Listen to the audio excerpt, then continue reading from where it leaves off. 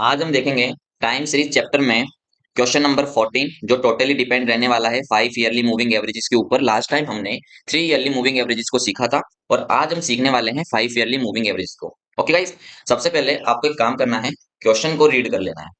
Using 5 yearly moving average determine trend for the following time series. Okay, question को read करने के बाद आपको सिंपली एक टेबल बना लेनी है, जैसा कि मैंने यहाँ पे ऑलरेडी बना के रखी है। आपको भी एज इट इज ऐसी एक टेबल बना लेनी है। ओके गाइस, तो टेबल बनाने के बाद जो इन्फॉर्मेशन है वो आपको आपके सम में ही दी होती है, तो आपको पहचाननी होती है। देखो यहाँ पे लिखा हुआ है सम में ईयर एंड प्रॉफिट्स। तो यहाँ पे देखो ईयर 2 बार है, प्रॉफिट 2 बार है, तो डोंट वरी, इसको आपको क्या करना है, कंबाइन करना है और अपने द्वारा बनाई गई टेबल में एज इट इज लिख देना है। जैसा कि मैं आपको यहाँ पे लिख के बताता हूँ। मैंने लिखा 1990, उसके बाद आपको लिखना है 1991, सेम टू सेम कॉपी कर देना है। 1993 आ गया, 1994, 1995, 1996, 1997, 1998, फिर उसके बाद 1999, 2000।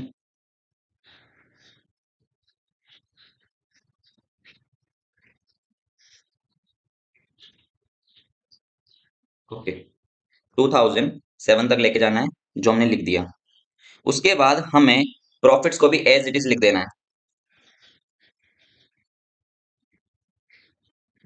थोड़ा इनको ध्यान रखना लिखते टाइम पे, क्योंकि इसमें क्या होता है, स्पीड में लिखते हैं ना, तो कुछ ना कुछ जो नंबर है वो आगे पीछे होने के चांसेस हो जाते हैं, तो इसका ध्यान रखना, आराम आराम से उतारना इनको भी।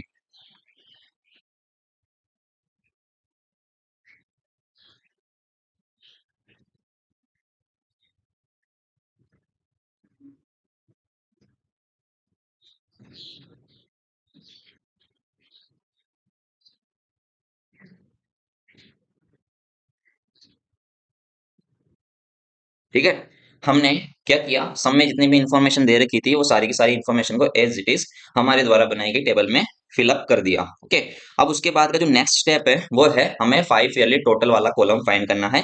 हमने 3 ईयरली में देखा था कि ऊपर की एक लाइन को छोड़ देते हैं और लास्ट की लास्ट लाइन को छोड़ देते हैं। 5 ईयरली में क्या है कि ऊपर की 2 लाइन को छोड़ना है और लास्ट की भी 2 लाइन को छोड़ना है, जैसे कि मैं आपको दिखाता हूँ यहाँ पे। ये मैंने पहली लाइन छोड़ दी, उसके बाद आपको सेकंड लाइन भी छोड़ देना है। उसका रीजन भी सेम वही है जो मैंने आपको लास्ट टाइम बताया था। ओके, तो मैं रीजन रिपीट नहीं करूंगा, सेम रीजन है, आप देखते रहना उसको।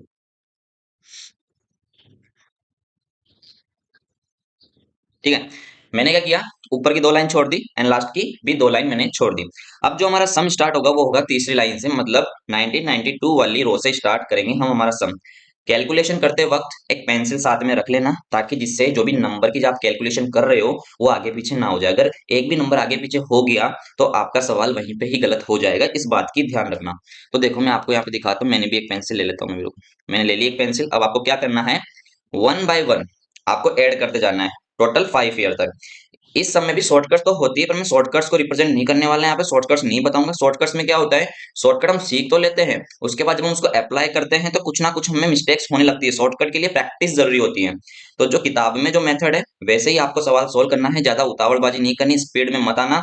अगर ज्यादा आप स्पीड में आओगे तो आपका ये सवाल गलत हो जाएगा और पेपर में 7 नंबर कट जाएंगे, ये बात याद रखना। तो जो बुक में जो मेथड है वैसे ही आपको सोल्व करना है। ओके गाइस, तो देखो 1 2 3 4 5 यहाँ तक आपको ले लेना है इसको। ओके, मैंने इसको ले लिया, अब मेरे को इसको क्या करना है, कैलसी में ऐड करके लिख देना है। मैं आपको दिखाता हूँ, 51, 66, 61, 92 एंड 100। ठीक है, मेरा आंसर क्या आया यहाँ पे, एक मिनट एक मिनट, यहाँ पे आंसर आया 370। ओके, आपको लिख देना है। उसके बाद आपको इसको रफ कर देना है। हमने स्टार्ट कहाँ से किया था, 51 से। अब हमें स्टार्ट कहाँ से करना है, 66 से। हम यहाँ से लेके जाएंगे और 5 तक ले लेंगे, मतलब 190 तक ले लेंगे। उसके बाद देखो 66, 61, 92, 100 और 119। ठीक है, ये हमने लिया और अब हमारे पास आंसर आया है 438, 438। ठीक है, आपको सारे में यही काम करना है, बट याद रखना पेंसिल से करना। एग्जाम में पेंसिल से ऐसे लाइन मत खींच के आना, छोटे छोटे डॉट कर देना, ताकि जिससे एग्जाम में आपको पता चले कि मैंने ये नंबर ले लिया था, अब मुझे ये नहीं लेना, अब मुझे उसके बाद वाला लेना है। तो एग्जाम में बड़ी बड़ी लाइन खींच के मत आ जाना इसमें, इस बात का ध्यान रखना। नेक्स्ट हम स्टार्ट करेंगे 61 से। एक बार काउंट कर लेना है 61, 1 2 3 4 5, 110 तक लेके जाना है। 61, 92, 100, 119 एंड 110। अब हमारा आंसर आया 482, 482। उसके बाद हमको इसको इरेज कर देना है। हमने स्टार्ट अब करना है 92 से और लेके जाना है 120 तक। काउंट कर लेते हैं, 1 2 3 4 5। 92, उसके बाद 100, उसके बाद 119, 110 एंड 120। 541। उसके बाद अगेन आपको रब करना है। अब स्टार्ट करेंगे 100 से और लेके जाएंगे 150 तक। 100, 119, 110, 120 एंड 150। हमारा आंसर आया 599, 599।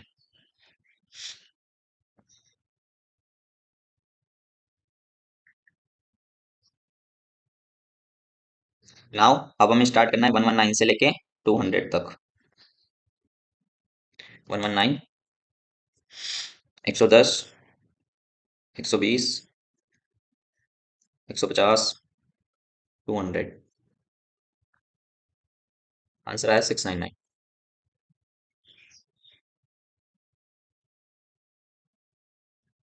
उसके बाद आपको स्टार्ट करना है 110 से और लेके जाना है आपको 218 तक।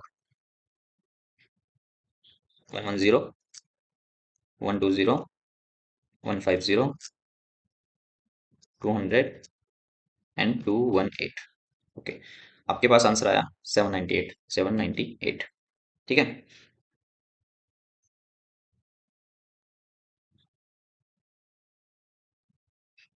उसके बाद आपको स्टार्ट करना है 120 से 155 तक।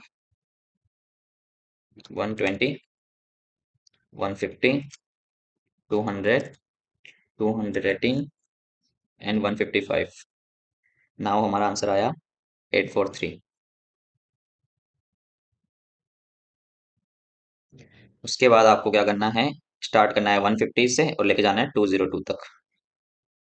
150, उसके बाद आता है 200, 218, 155 एंड 202। हमारा आंसर है 925। उसके बाद हमें इसको रब कर देना है। नेक्स्ट स्टार्ट करना है अब हमें 200 से और लेके जाना है 240 तक।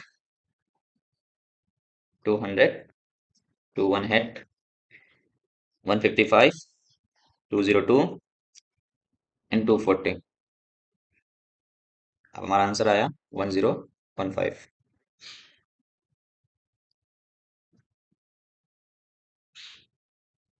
अब हमें स्टार्ट करना है 218 से और 257 तक।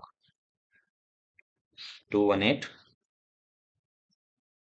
155, 202, 240 एंड 257। नाउ हमारा आंसर आया 1072। उसके बाद हमें इसको भी इरेज कर देना है। हमें स्टार्ट करना है 155 से 271 तक। 1 2 3 4 5। Okay, 155, 202, 240, 257 and 271। हमारा आंसर आया 1125। उसके बाद आपको स्टार्ट करना है 202 से 286 तक। 202, 240, 257, 271 एंड 286। हमारा आंसर आया 1256। ओके, काउंट करते रहना कि 5 ईयर का ही लेना है, 6 ईयर पे मत चले जाना। तो इस बात का ध्यान रखना। हमें सवाल को फास्टली सॉल्व नहीं करना, हमें सवाल को पेपर में सबसे पहले पेपर देके बाहर नहीं निकलना, आराम से करना है और आराम से करके आना है। अगर मार्क्स आपको लाने हैं तो केयरफुली रहना पड़ेगा, शॉर्टकट्स को भूलना पड़ेगा। शॉर्टकट आप ले सकते हो बट उसमें ध्यान रखना प्रैक्टिस होनी चाहिए आपकी, ठीक है। प्रैक्टिस के बिना आप शॉर्टकट्स में मत जाना।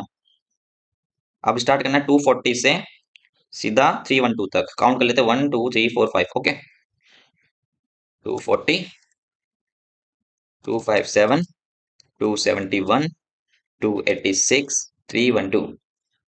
लास्ट हमारा आंसर क्या आया? 1366।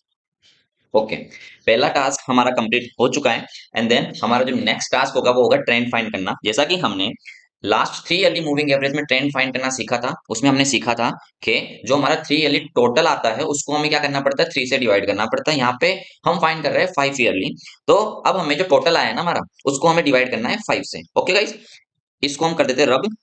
इसका काम हो गया, ये मैंने आपको समझाने के लिए लिया था। अब इसको मैं निकाल देता हूँ यहाँ से। ये हो गया इरेज। नाउ अब मैं आपको दिखाता हूँ एक एग्जांपल कि इसको डिवाइड कैसे करना है। यहाँ पे कितना लिखा है? 370। तो देखो 370 divide by 5 is equal to, आप कैलसियम करके देख लेते हैं, 370 डिवाइड बाय 5, 74। ओके, हमारा आंसर आ रहा है 74। आप आंसर में भी चेक कर सकते हो, मैंने यहाँ पे आंसर भी मेंशन किए हुए हैं, तो आप आंसर में भी चेक कर सकते हो कि आंसर हमारा 74 ही आ रहा है। उसके बाद अब मैं यहाँ पे इतना बड़ा नहीं लिखूंगा, 370 डिवाइड बाय 5 इक्वल टू इतना नहीं लिखूंगा, मैं डायरेक्टली आपको डिवाइड करके दिखा रहा हूँ, ठीक है। तो मूव करते हैं हमारे कैलसी पे। 438 डिवाइड बाय 5, 87.6, 87.6। उसके बाद हम मूव करते हैं नेक्स्ट पे। 482 divide by 5, 96.4, 96.4। 541, 541 divide by 5, 108.2, 108.2। 599, 599 divide by 5, 119.8, 119.8। 699, 699 divide by 5, 139.8, 139.8। 798 divided by 5, 159.9, 159.6, 159.6। उसके बाद है 843, 843 divide by 5, 168.6, 168.6। 925 divide by 5, 185, 185। 1015 divide by 5, 203, 203। 1072 divide by 5, 214.4, 214.4। 1125 divided by 5, 225। 1256, 1256 divided by 5, 251.2, 251.2। 1366 divided by 5, last में हमारा आंसर आ रहा है 273.2, 273.2। ओके, हमारा अगला टास्क भी कंप्लीट हुआ। हमने जो टोटल आए थे उसको डिवाइड कर दिया 5 से, एंड देन हमें मिल गया ट्रेंड। अब आती है बारी शॉर्ट टर्म फ्लक्चुएशन की। शॉर्ट टर्म फ्लक्चुएशन फाइंड कैसे होता है? देखो यहाँ पे हमारे पास दिया प्रॉफिट, जिसको हमने डिनोट किया वाई से। ओके, अब प्रॉफिट को आपको क्या करना है, ट्रेंड में से माइनस कर देना है। तो आपके पास क्या आ जाएगा, शॉर्ट टर्म फ्लक्चुएशन। उसका एक फॉर्मुला होता है वाई माइनस टी, मतलब प्रॉफिट में से ट्रेंड माइनस कर दो तो आपके पास क्या आंसर आएगा, शॉर्ट टर्म फ्लक्चुएशन। आपको मैं एक एग्जांपल करके दिखाता हूँ यहाँ पे। जैसे कि यहाँ पे लिखा हुआ है 61 एंड यहाँ पे आंसर है 74, ठीक है। तो 61 minus 74 is equal to, okay कैलसियम कर लेते हैं। 61 माइनस 74 आएगा माइनस का 13। यहाँ पे कितना आया, माइनस 13, ठीक है। आपको अब ऐसे ही सोल्व करते जाना है। मैं आपको डायरेक्टली सोल्व करके दिखा रहा हूँ कैलसी में।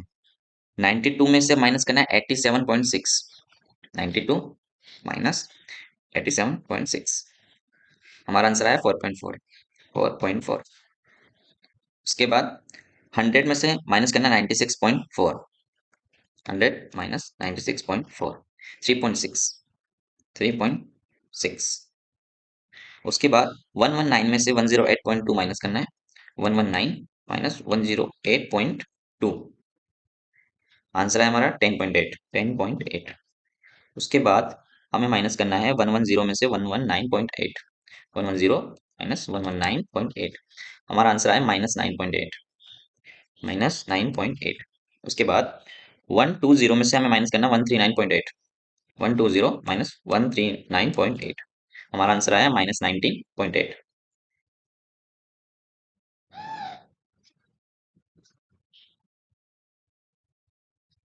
उसके बाद हमें माइनस करना है 150 में से 159.6, 150 माइनस 159.6, हमारा आंसर आया -9.6।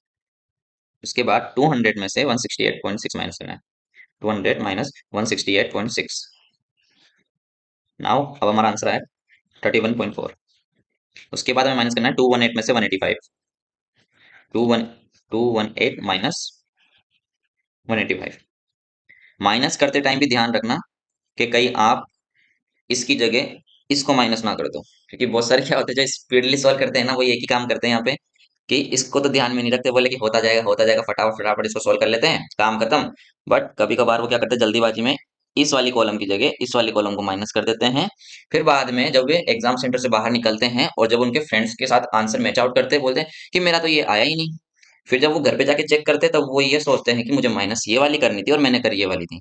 तो ये गलती मत करना, ध्यान से करना, हर चीज को ध्यान से करना। चैप्टर बड़ा ही इजी है, बट चैप्टर कॉम्प्लिकेटेड तब बनेगा जब आप इसमें स्पीडली करोगे। ओके, यहाँ पे एक चीज है कि अगर आपने छोटी सी भी गलती करी ना, तो आपका पूरा का पूरा सवाल गलत जा सकता है। तो इस बात का ध्यान रखना। अब हमें माइनस करना है 155 में से 203। 155 माइनस 203, आंसर आया -48। -48। उसके बाद आपको माइनस करना है 202 में से 214.4। 202 माइनस 214.4, यहाँ पे आंसर कितना आ रहा है -12.4। -12.4। उसके बाद हमें माइनस करना है 240 में से 225, तो सिंपल आंसर 15 आएगा। उसके बाद हमें माइनस करना है 257 में से 251.2। 257 माइनस 251.2, अब हमारा आंसर आया 5.8। 5.8। उसके बाद लास्ट जो हमारी कॉलम जो रो बची है, इसको हमें फाइंड करना है, वो है 271 माइनस 273.2। 271 माइनस 273.2। ओके, -2.2। -2.2। ये था हमारा क्वेश्चन नंबर 11, जिसको हमने सोल्व किया 5 ईयरली मूविंग एवरेज की मदद से। ओके गाइस, आप आंसर भी देख सकते हो, सारे के सारे आंसर हमारे वेरीफाइड हो चुके हैं, सारे के सारे आंसर हमारे सही हैं। तो इसका मतलब यह है कि हमारा सम भी सही हो रहा है और सही हो चुका है। So don't worry about it. अब मिलते हैं नेक्स्ट वीडियो में, जिसमें हम लेने वाले एक और 5 ईयरली मूविंग एवरेज वाला सम, जिससे आपको 5 ईयरली मूविंग एवरेज के बारे में और ज्यादा क्लियरिटी हो जाए। ठीक है, मिलते हैं नेक्स्ट वीडियो में।